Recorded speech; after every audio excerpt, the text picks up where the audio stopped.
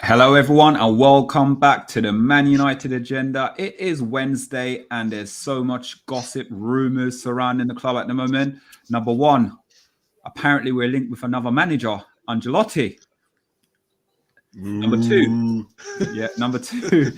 we are also going to be talking about the financial implication of managers getting a payoff from Manchester United. Is the structure of the club correct? We'll be discussing that. And also, we'll be talking about other rumours and gossip as well. So, as always, welcome to the Man United agenda.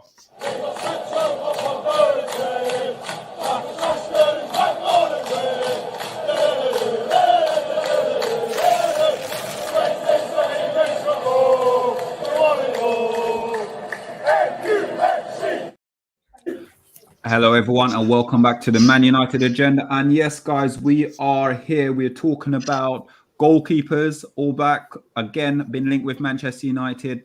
Is he a suitable replacement for David De Gea? He's 30 years old, and also De Gea will be roughly about 32 years old by the time the switch is made. So, guys, as always, we're joined by Rebel. How we doing? Monday, welcome. And hi, Rebel. Hi, Solo. Hi, the star of the show in the corner, right downside, giving us a little stare. Hello. Say hello, Cookie. Cookie. Who's that? Cookie. Cookie's in the corner. Cookie? No one put Cookie in the corner. Who's calling Cookie? Hey? Oh, brilliant. She can hear you guys. Yeah, brilliant. But guys, listen, welcome to the Man United agenda again. And as always, fabulous panel. So, Rebel, how are you doing? How is your week going? Well, work is chaotic, but it's been tempered by the fact that, thankfully, the United games that were one after the other have slowed a bit. So we get the time to breathe, take stock of where we're at. And as we're seeing now, there's multiple stories emerging about us. So it's interesting times. It's very interesting. On Monday? Welcome to March, the Madness March. It's the month of madness, as they say. I'm glad Rebel's on the show because when it comes to boardroom stuff and that sort of politics, he's the man. So we've got an expert on boardroom matters. That'll be Rebel. And obviously, Solo, you're back. You've had a vacation. You went to Windy Wells, the place of what were you called him? Dan James. Dan James, the Welsh Flash. Yeah. Looking out for the Flash, wherever he was, But I hope you had a great time in Windy Wells. I heard it was cold up there. And it was freezing. It was cold. Yeah. And I'm great. It's good to be on the show. And Ollie, we've got to discuss these things because it's a big month and there's a lot of gossip going around as well. And it's good. Yeah, I'm so pleased to be on the show to discuss it because I've got a few things to say today. And one of them is going to be related to goalkeepers. Exactly. And the first one we are going to hit with it will be the goalkeepers, to be fair. So let's kickstart this now with it on Monday. Or should we go to Rebel first? Go Rebel. This whole thing with goalkeepers, because I know Monday's sitting up now because he's very interesting when it comes to our goalkeepers. De Gea's been under a lot of criticism like last season. This season at the moment, it seems like he's undroppable. Saving us from quite a lot of shots from quite outside the box, as what Monday like to call them, the Hollywood saves. Like you take one for the camera. Oblak obviously is a keeper that we have been linked with for years, but for some reason or another, he's never left Spain. I think his contract is coming to an end at the moment, but it seems that Man United all of a sudden now is linking with this player. Now, is it because he's a high-profile player that we're linked with him again, or is it because the board or the people who are in charge of the whole structure of bringing players in seeing something within him, or should we look at relying on just keeping De Gea? I've gone around the corners, but you probably understand. Yeah, get it. Well, for me, I got to look at this as a holistic defensive package. Strangely enough, I'm going to take an OMONDI approach to this and say, okay, what is the goal with changing up the keeper? What are the reasons that we need to change the keeper? And is there a younger alternative that might not be yet an Oblak standard, but is close enough that it would make more sense in the long term to get that keeper over Oblak? Now, for me, unless we're getting a very, very good deal for him, it does not make sense to be pursuing him at this point. There's so many other positions in the defensive area of the pitch that need adjusting that De Gea at the moment is not the least of our problems.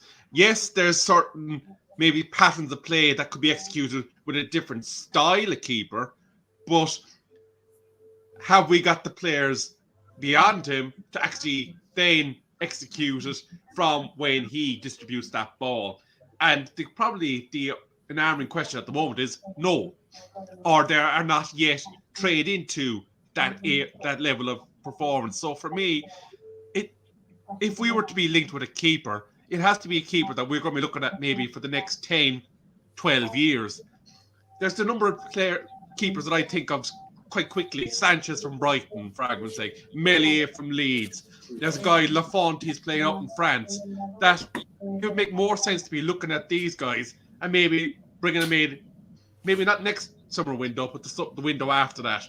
So I don't see where the urgency on Oblak is coming from. And for me, it's possibly due to the difficulties that Henderson and De Gea are having in terms of their battle for the top jersey at the moment.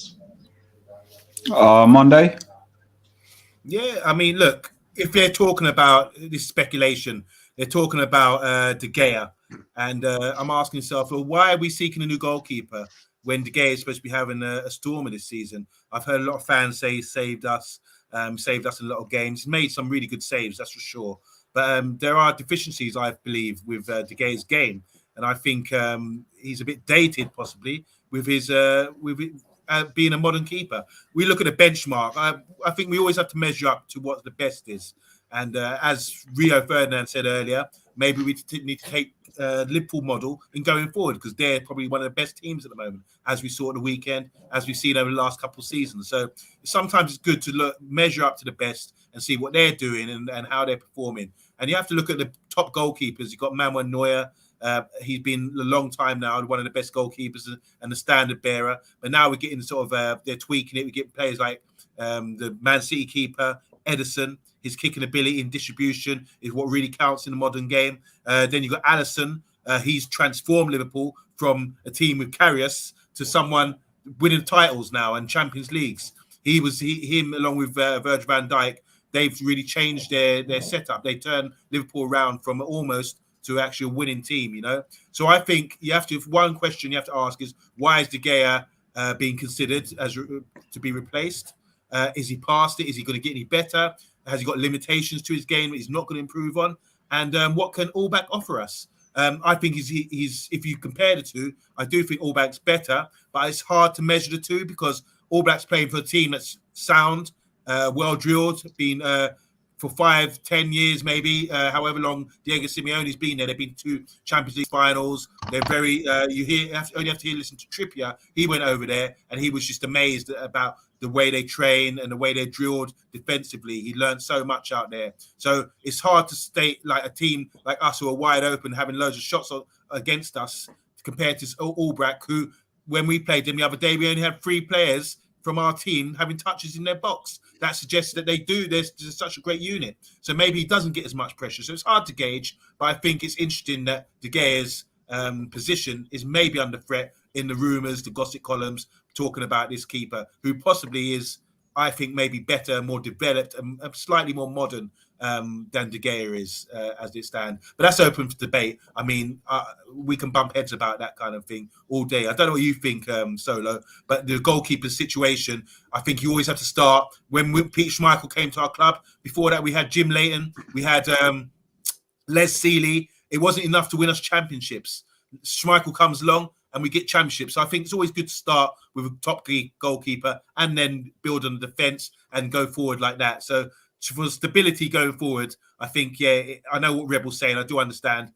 Maybe you have to look at other positions as a priority. But I do think if we do get a goalkeeper in, as proved with Alisson at Liverpool, as proved with Schmeichel when he came to Man United, you do win things if you've got a top keeper. Yeah. Going to that though, with the whole Jan Oblak as well, he conceded. I know you're saying on Monday in sort of like the Spanish league, the way they're set up, we've only had like about 3 shots on goal against them.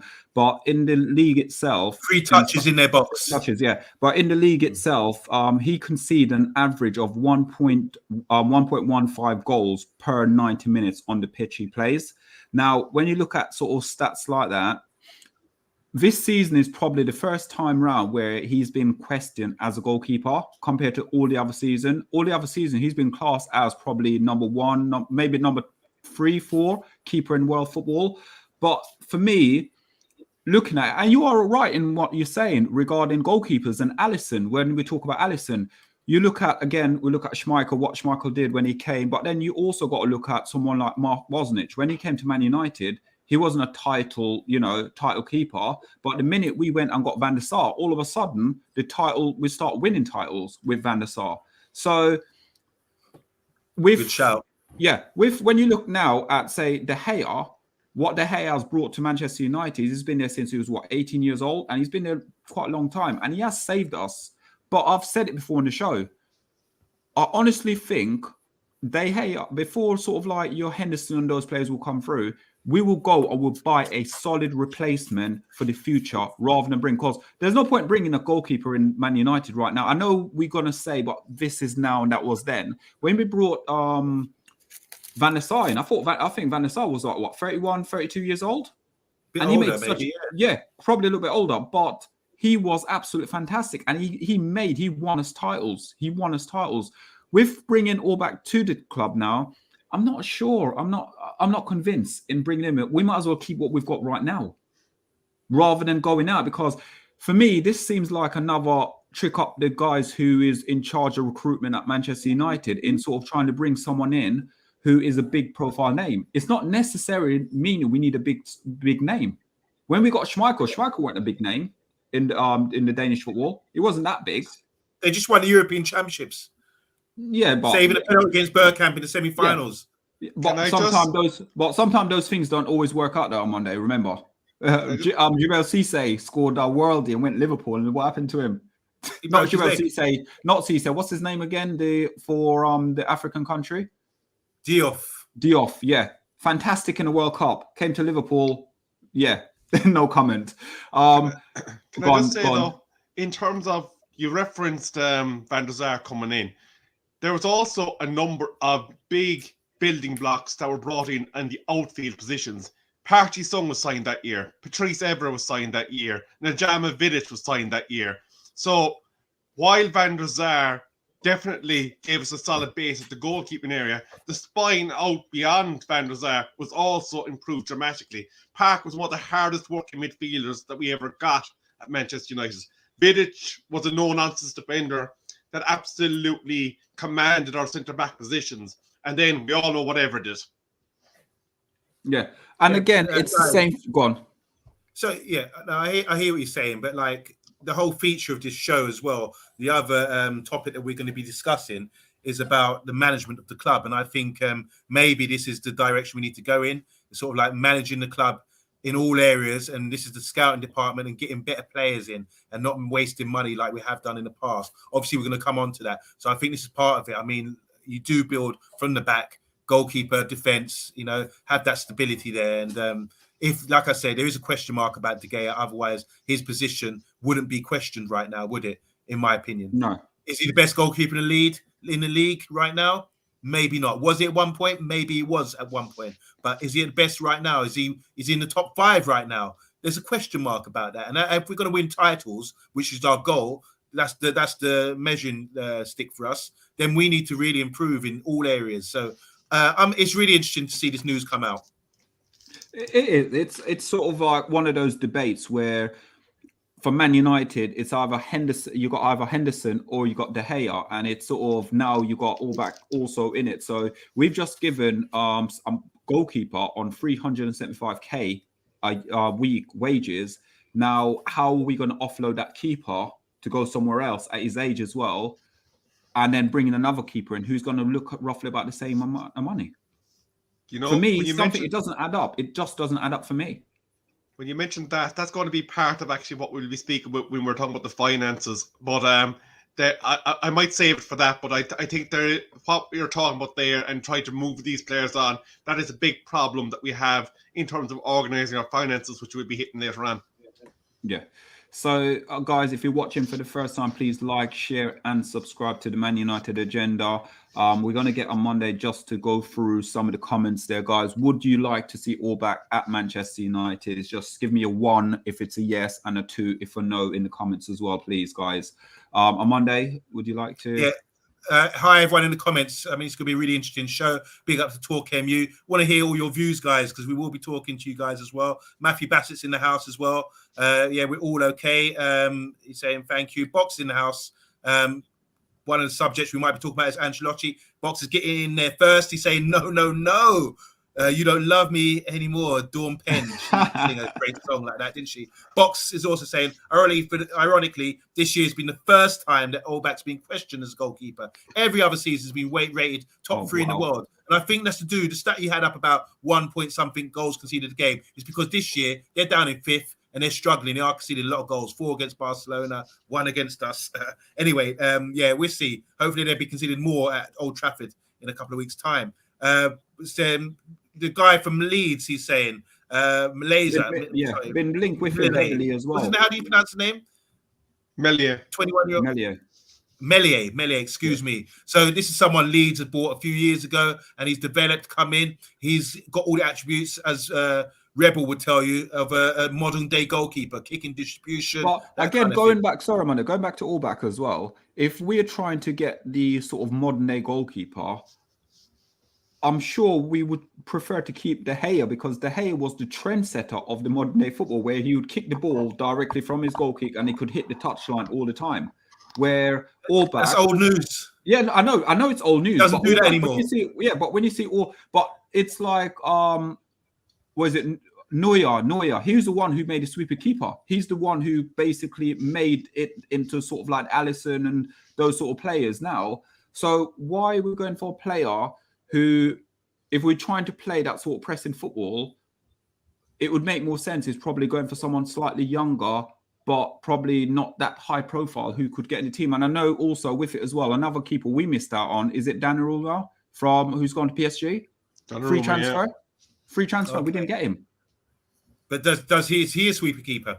He's better than De Gea and what we're looking for right now. Just going back, Rebel really made an interesting point. We were discussing this off stage about the Brighton keeper as well. I don't know what you guys in the comments think about him. What's his name? Sanchez. And we realised he's been at the club since he was 14 years old. And he's got all the attributes. Don't you think, Rebel, of a modern-day goalkeeper? Well, he's had the time in England. He's been developed by Brighton. He's gone through all their youth teams up along. He's had a few loan deals. And now he's established himself as the fulcrum of Brighton's kind of defensive setup. And as you said, he's already acclimatized to English football, which is a big, big thing. Do you remember when De Gea arrived first? There was always that under the high ball problem that he had, or whether he'd come out or not come out. It takes time to get these keepers to acclimatize. So if you got one that's been developed here, like Sanchez, if he's the type that will fit the plan of the next manager, then you have to say, okay, he makes more sense at 24, 25 than a guy that's turning 30. Yeah.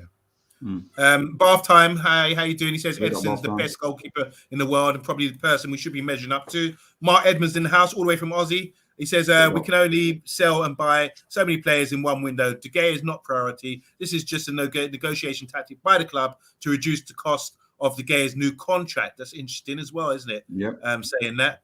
Because I also remember recently as well, reports was he came out and said he sort of like, he's been at Manchester United for so long, he feels part of being like from Manchester and he wants to stay on longer. So again, this is part of the negotiation to probably get him to stay for another 2 seasons at Old Trafford. So are we being played here to get a show out? There you go. Half-time saying Alisson is bigger, has had a bigger impact on Liverpool than Van Dijk. 100% agree with that. Box is saying about De Gea, the contract should be 250 tops. I think he's on that already, isn't he, or more? No, he's on 375. He's on 375. It's crazy, isn't it? Barthelme said we need to put together on a rocket and shoot him into space. Maybe he'll be able to catch Kepa's penalty as a bonus. Brilliant. And we got some stars in the house being highlighted here. Boxer saying we hand out big contracts like we're winning cups. We're not winning cups. The players highly OTT wages. Yeah. Yep. But goalkeeper should be our number one priority. It's the start of the attack and defense. We swap keeper to a distributor. We have a chance of building towards a title. And Mark Edmund says De Gea and Phil Jones, last Fergie's players at the club. Just saying. So it's been a long time he's been at the club, hasn't he? Just going to run through. Matthew Bassett is also just saying lastly here, we need fullbacks as well. Centre backs, centre midfield, defensive midfielder, right winger, and a forward, not just the goalkeeper, as Rebel was highlighting earlier. And we'll get Talk through as well. There's one from Talk here as well, which makes a good point as well. Sorry. I've got it here. I got it. Says Talk says for me we must look for a younger keeper like the Leeds keeper. Actually, I agree. There's one I just picked up on here as well from Bat Time as we're talking about the keepers.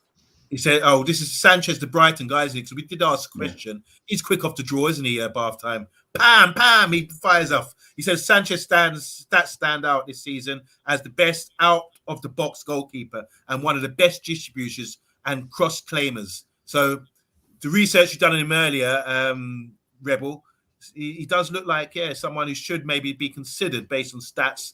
And I know Bath Time likes his keeper to be like that sweeper, someone you can sit back and pass the ball to and be off his line, just stand on the edge of the penalty area. This is what seems to be the way of modern football with that high press. So, thanks for the comments, guys. Really good stuff. Big up. So next subject, guys, if you're watching, please like, please share, please subscribe to the Money Agenda. And we're going to go into the financial implication at Manchester United at the moment, like paying off managers. So I'll go through some bits and pieces now. Man United was brought from the Glazers for 790 million, right? We borrowed 540 million and leverage a club at a net debt right now at 455 million. Yeah. And if we were to sell the club, the Glazers are asking for 4 billion. That's the start. Now let's go into the management now. So we're not going to go back to Louis van Gaal because he got paid off heavily, and we're not going to go back to David Moyes because he got paid off heavily as well. So it's all about the mismanage of Manchester United. So with Jose Mourinho got a payoff with his staff at 19.5 million from the Glazers. So obviously the financial year stats was out today and how much money Manchester United play in sort of like management. Now, Rebel, going to you first. Man United, seems like the direction at the moment and the reason why we haven't got a manager at the moment is they want to find the right manager rather than going out there and making hasty decision like they've been doing over the past sort of few years now at the club. Well, I'm going to put my positive shoe on this one and hope that lessons have been learned from the mistakes of the past.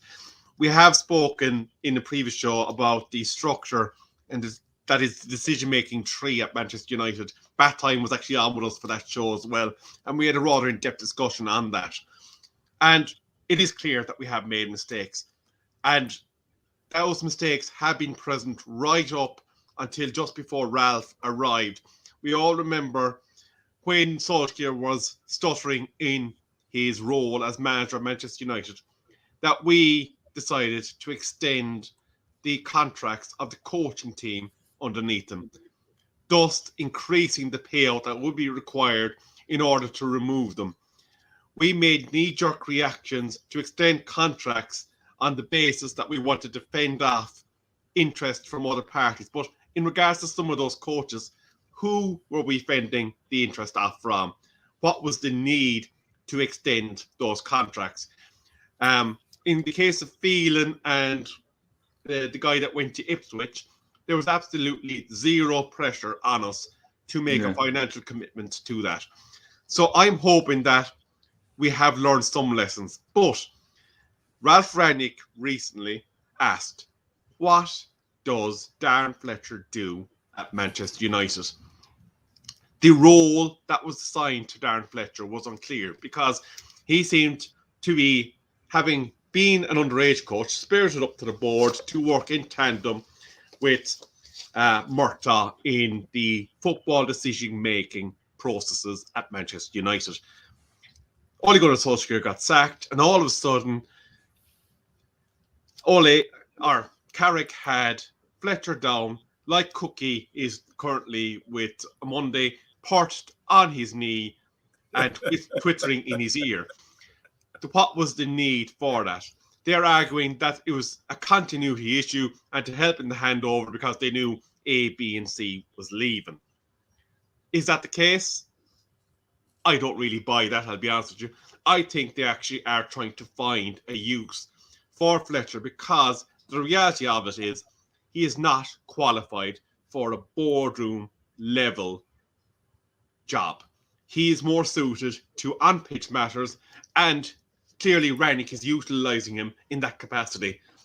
So the question is now with the manager. We have been linked today with Carlo Ancelotti, and along with Box, I would say, no, you're not the one for me. But we can go into that later on. For me, there's one man and one man only that the decision-making personnel need to be focusing on. And that is the guy sitting over in Ajax. Erik ten Hag is the guy that we need to be installing. And we need to be doing everything possible to make sure that we get all our I's dotted and our T's crossed to get this man in.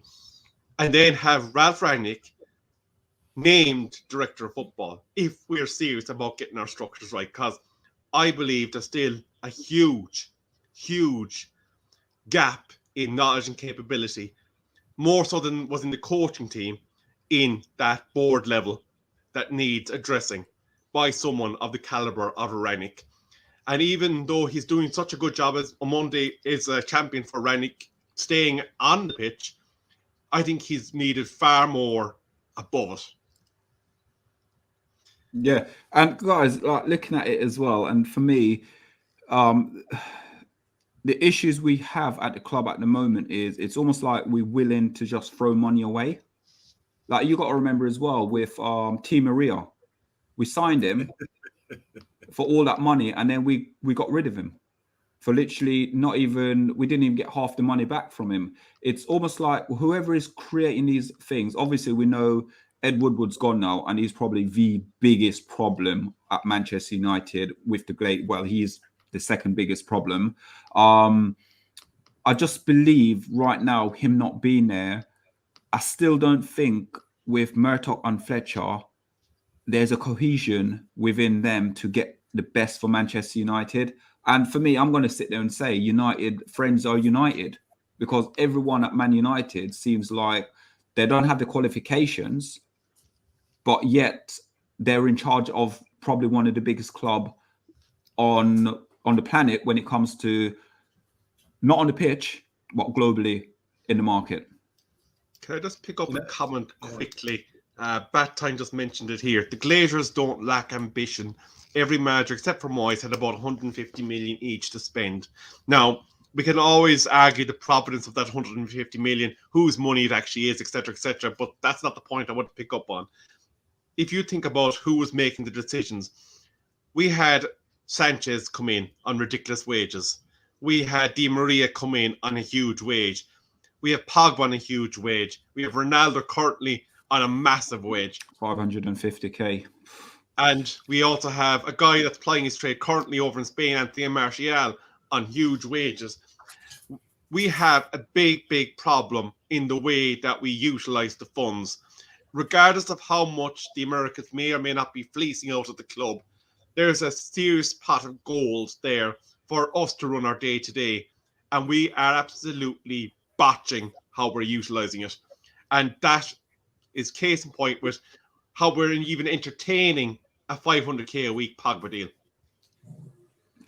Yeah, again, it is hard when you look at it, and we are going to entertain it. For me, I love Pogba to bits, but the problem is I want to see consistency from Pogba if he was to get a big contract. Now, obviously, it's not our money because, like I said to everyone, I don't buy anything from Man United. I honestly don't put a penny into the Glazers' pocket, but that's me. So, guys, Omondi, would you mind some more comments again, please, regarding this situation about the money? So the money is about how the club's being run, and there's this blame is being put on Fergie. Fergie's the only man with power at United, he says, this from bath time, and we all know that he's got a big say, so maybe his presence in his club. What's his role now? We had this discussion earlier. We saying what's his role? He's an ambassador, is it? Now, he's something like that. Yeah, he's on the board. Consultant. Okay, so and then Bath Times also saying to balance that we can criticize the Glazers, but every manager's been given money to spend. So is it their fault? But okay, the problem is they got money to spend, but has it been spent in the right area? That's what we got to ask ourselves. Mark Edmonds seems to feel that they've stopped listening to Fergie up until recently. Bassett saying Fergie got done over by the Glazers as well. Back in 2012, he got done. He got done in 2012 by them. Done how?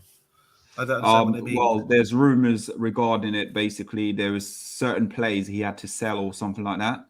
He had to sell a few players, and there was an incident with Wayne Rooney, and Wayne Rooney went into the office asking questions, and yeah, I'm just quoting what media speculation. I'm not sure about it, but just what I've read. So Box is saying, because you mentioned T Maria, I love when you say that. He says T Maria had some standout moments. I remember that chip. He did. Yep. And he got subbed as well. He got subbed. And getting floored by Young, then putting hands on the referee. But obviously after that he went on to be instrumental in Real Madrid winning the Champions League. So he's definitely a good player. But maybe I've heard his wife wasn't happy, or he never settled at the club. Ranrick or Ten Hag, said Mark Edmond. Anything? You know what? Yeah, I know. Rebel. I know Rebel is all about Ten Hag. I'm still back in Poch. Bartham says, but in a club that spends as much as we do with ambitions, we have the only consistent football man, and that has been Fergie. And Box is saying the Glazers need to hand over all power to the football men. Actually, just a brief one there on Bat Time's last comment. The other thing you have to remember is we had an accountant in charge of making the transfers, Ed Woodward. We all know what his first season was like when he was working with Moyes. It was a disaster class. He spent the year pursuing Bale when there was never a snowball's chance that he was getting him. But in the later deals, we started to see very much a commercial influence in the players that were targeted rather than the issues that needed to be addressed on pitch. And we're starting to see now that those problems are coming home to roost, in that Rangnick is finding his squad options are a bit thin in how he wants to play. We looked at the under-19s yesterday, and you could argue that the style of play that they put out was more, in essence, with what Rangnick wants from his team than what our senior team is currently delivering. Yeah, but don't you think though, and I know Talk, I've got him up on the screen here, but that's what Talks usually say though. It's about the application though, isn't it, of the players and how much they want it. Because what I look at now, it's all about social media, how many likes I can get on social media, how many this we can do on social media, rather than actually playing for the jersey. When we look at players like, we used to criticize Ashley Young, but the problem is even Ashley Young, he used to put his body on the line for the club. We criticize someone like Phil Jones. Phil Jones nearly break his neck from saving the goal from going in, But the thing is, how many of these players right now in the current squad, you could sit there and say they put their body on the line? Manchester-born or born and raised Man United fan, I can probably look at it and I can't even name you one player who would put their body on the line in this team right now. Actually, look. Sorry. So I last night I finally got to watch the Brian Robson documentary on Amazon. I think it was. I was watching last night, and it just brings it all back. I mean, you talk about putting your body on the line. I mean, this guy broke his leg three times in a row at the age of 19, down at West Brom. He's come to Man United. He missed out on the '82 World Cup, got himself injured. He's tackling. He wouldn't. In every game, every training session, he put his body on the line for Man United. He 86 World Cup, obviously again he went down. 1990 World Cup, he went down with injury. This guy was all Man United, Captain Marvel, and that's the sort of example that needs to be set, and hopefully all the players will be watching that. But the whole thing here is about the structure of the club and how we manage the club going forward. So this all came up about the finances that came up, about the losses, the money we're spending getting rid of Ole, money you're spending getting rid of Marino. We're looking at it like we are money advice guys now. Money advice bureau.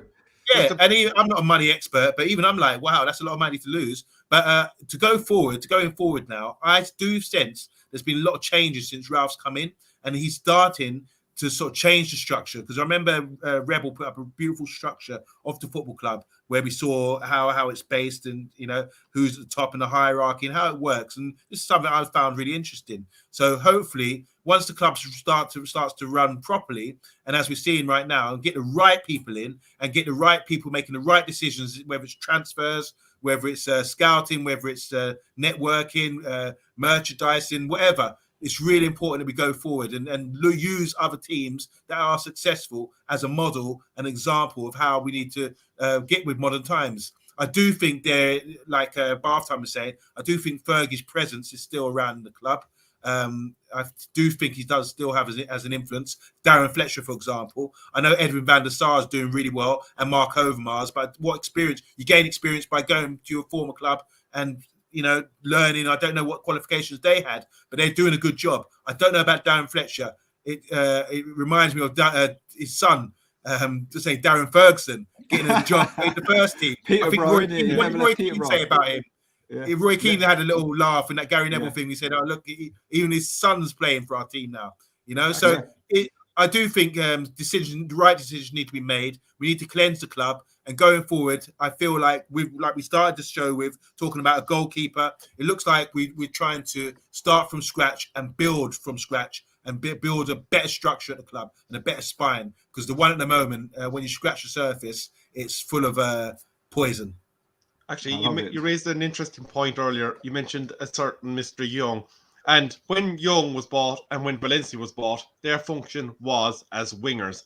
And as their career kind of started winding down, they were repackaged as left and right backs. Now, they obviously were able to do a job from time to time in that role. But because of the way that we were run above, we didn't identify the need to replace at left and right back. And ultimately we did suffer because those positions being held onto at a maybe 60-70% capacity of what we needed slowly left more and more positions to be replaced at one time. And that was where our decision-making process for me fell down. Now, you mentioned in the background before about Slippery G and how you think that he's developing the attributes, and certain players are from that era of Slippery G are showing that they have aptitude to make footballing rate decisions. And I was speaking with OMONDI, and I mentioned a certain Mr. Matt Busby. Now, he played for the majority of his playing career for the Scousers and Manchester City. And he turned out to be the man that was legendary in rebuilding us after that disaster to bring us a European Cup. So one wonders, now, as a Manchester United fan base, are we protesting too much when a player that played for the Scousers or City and is one of their talismans, idols, are we protesting too much knowing that Matt Busby, who managerially is one of our legends, played for both of them? But you know, with that though, Rebel, this is the thing when it comes to, for myself, I'm not one of those football fans. I think sort of like Stevie G was a great player. I think Stevie G went and applied his job, what he did for Liverpool with the youngsters, yeah? And then he left at Liverpool and went to Rangers. Whether or not he deserved the job to go to Rangers, but they saw something with him and gave him the opportunity. He went to Rangers and he actually did really well at Rangers. Not saying he's a finished article, but having a younger generation manager, because obviously we hear Man United fans is talking about the coaching style at Man United. It's dated, it's old. We heard it on the Ole Gunnar Solskjaer. We heard it now from the new coaching team. Is it time that we lift it? I know I want Poch at Man United, but Ten Hag is slightly younger than Poch. But is it a chance now where we give a younger generation manager the opportunity? It doesn't matter what football club they come from. On Monday? Look, this Steven Gerrard thing, I'm not going to have it. It's going to cause a lot of uproar. We shouldn't even really be considering him. I know you mentioned Matt Busby, but Matt Busby wasn't on the same level as Steven Gerrard when he was playing for Liverpool. Steven Gerrard is like you were saying, he's a deity. He's a god. He's idolized by Liverpool. And I was saying to you earlier, Rebel, like when you look at players like Paul Ince, who was a great player for Man United, when he went to play for Liverpool and he's called a big-time Charlie and we all turned against him. You look at Michael Owen, who was like the last Ballon d'Or winner, for English Ballon d'Or winner, and Liverpool great. I thought he was a Liverpool great. At one point, he was fantastic. He went to Real Madrid, didn't turn up at Man United. Now Liverpool fans won't have it with him. You know, it's a lot of sacrifice to say Steven Gerrard to come to Man United. Yeah. I don't see it ever happening. Can I just say quickly on Monday, I'm interrupting you. Big up Jay, Billy, Josh. Haven't seen you for ages. Big up, mate. Welcome back. Man. Welcome back to the channel. Actually, briefly, Monday, I'm going to get you to feed. I'm going to get you to feed this part actually into your answer. We not necessarily a Gerrard, but we have possibly our own version of Stevie G developing down there with the Rams in the Championship in Wayne Rooney. He's starting to show signs that there's a bit about him on the coaching side. Not now necessarily jump into a managing role at Manchester United in the next 2 or 3 years, but he could be someone that the next manager could say, do you know what now? We'll bring you in, we'll work with you, and when I move on in 6-7 years' time, if I get that long, if I'm successful, we'll have you ingrained in the club and ready to rock and roll. I do agree with you there. I think rather Stevie G, let's go for the other Scouser who's actually played for our club, you know, and won things with our club, and that'd be Rooney. But I think you got to remember Liverpool, that boot room mentality. So they have Joe Fagan, Roy Evans, all these guys would be in the boot room and they would eventually take over, as Paisley did from Shankly, for example. He took over all the hard work. On Monday, you got backing by Eddie. Yeah. So that's what I'm saying. So I think we're talking about Wayne Rooney, for example. I do like his fight. I mean, if you look at highlights of Wayne Rooney, it seems like it was not that long ago, but the way he played football was similar to Brian Robson. He would put his foot in, similar to Gerrard. He had that attitude. And not just that, when you look at Vieira now, what he's getting out of Crystal Palace players, the young players, they all look up to him. The same applies to Gerrard. This generation of players, they look up to these players. And I think Rooney would be exactly the same. If he was to come back one day, I think we should boot room him, as in have a structure at the club and bring him through slowly and develop him to be a good coach. And I think with Steven Gerrard, he's got like Gary McAllister around him, who's well experienced and played alongside him as well. He went up to Rangers with him. And just to say, the success at Rangers, I think Celtic was sort of on the slide, and Rangers was sort of on the up when he came in, and he was expected to win the Championship, even though they're not in pole position right now under Van Bronckhorst.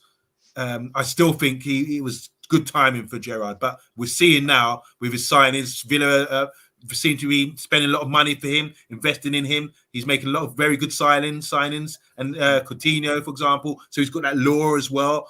Players do want to play for him. Coutinho obviously respects him and come all the way to play for Villa. That wouldn't have happened under Dean Smith, would it? I doubt that would have happened under Dean Smith. Wouldn't have that attraction. So Rooney could bring that attraction.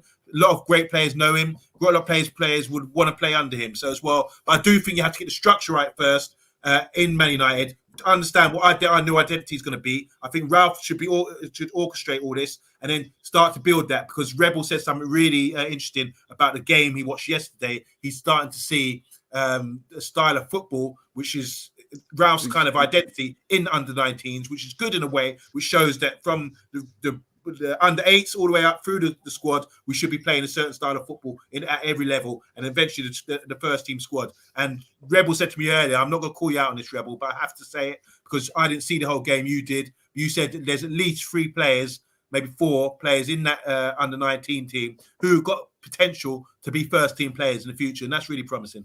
Absolutely. I suppose just to clarify one thing. 1 second. Pat, welcome back. We've got everything back working. It is working, Pat. It's up and working. So if you do want to become a member of the channel, it's working. Thank you.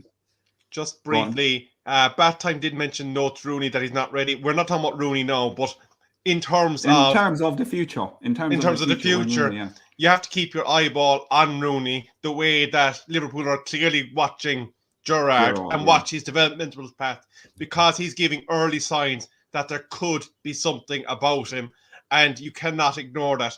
I'd like to see him maybe move to it's a kind of Wolves style size club maybe next year, maybe lower Premier League, and show us maybe another step in his fulcrum of development. But you cannot ignore what he's doing, and until we see his next phase, we won't know whether that is fluke or whether there's genuinely potential there. Can I just add one more point? I mean, I keep talking, like we talked about Gerrard, we're talking about measuring up what's the success. I'm going to talk about Liverpool now in the 80s. I mean, you have to remember when Kenny Dalglish took over as player manager, I think this is 86. He took over as player manager around that time, and he actually scored the goal against Chelsea, winning goal for the championship that year, and went on to win a double and had a great team through their ban as well. So there was no transition for him period. He came straight into the side because of the structure in the club.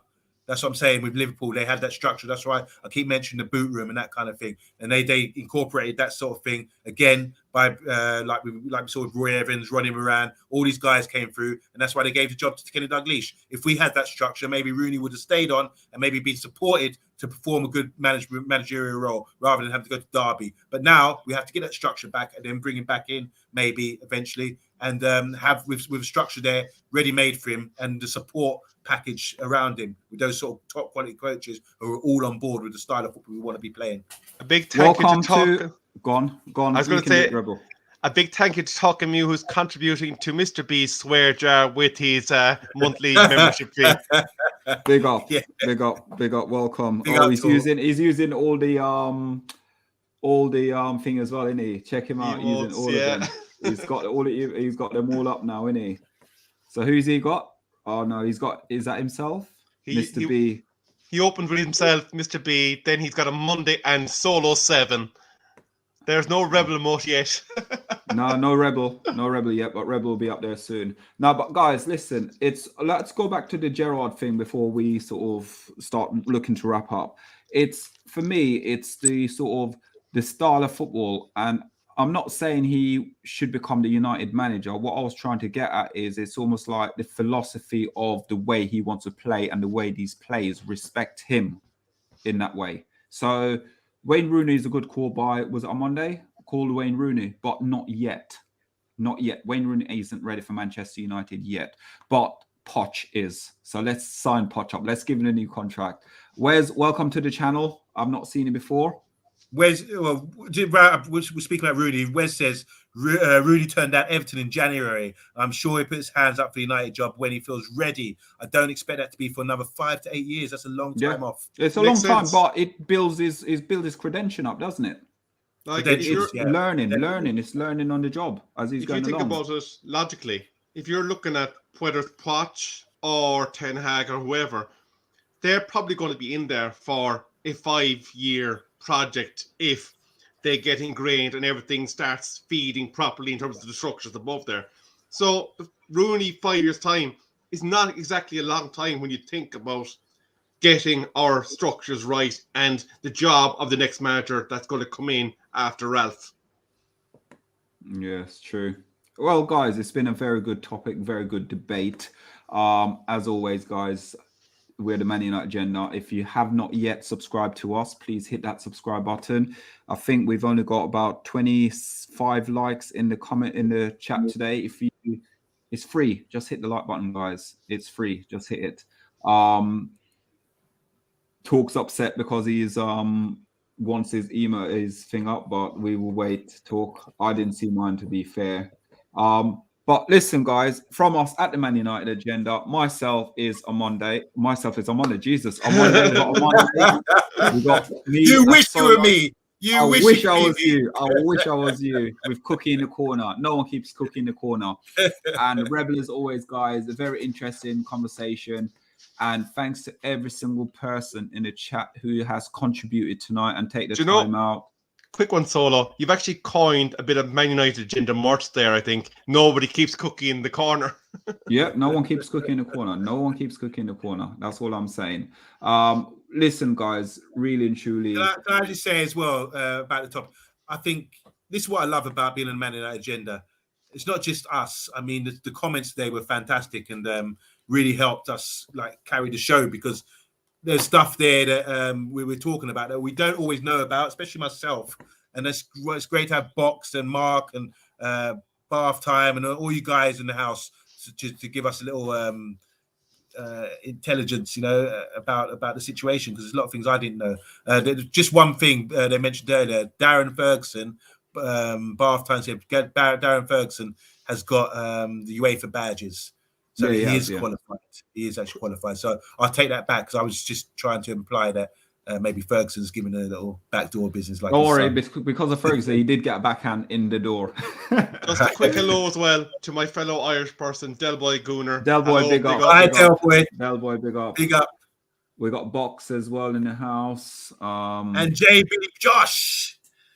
Yeah, and welcome back. Appreciate that, man. Really appreciate it. Also, really appreciate it. I think we have to mention a new phone number that the Man United agenda has. We are looking for score predictions for the big one, the Manx Derby.